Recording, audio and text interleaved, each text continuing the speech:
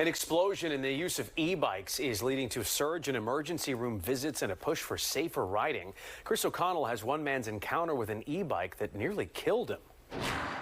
I had road burns, my arm was blowing up. An avid bicyclist for the last 30 years, Itamar Drexler is still a long way from being able to hop back on his bike he rode 5 days a week. I was just worried whether I'd be paralyzed in some way. In fact, Drexler, a Wharton School finance professor, can't even drive yet.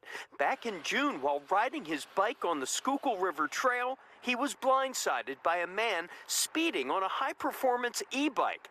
That's him on the ground along the trail after he was knocked unconscious. He broke his neck and eventually had surgery. He's still recovering.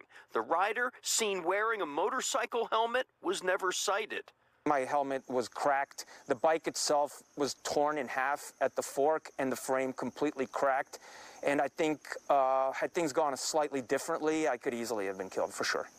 Drexler says he was hit by a powerful 3,000-watt e-bike like this one, illegal to ride on the streets of Pennsylvania, where e-bikes can exceed a 750-watt battery or 20 miles an hour, and riders must be 16 or older. Unfortunately, an increasing number of them that have a power output that's above this legal limit, often starting out at twice 1,500 watts and going up to something like this thing, which was 3,000 watts and can go easily 30, 40, 50 miles an hour.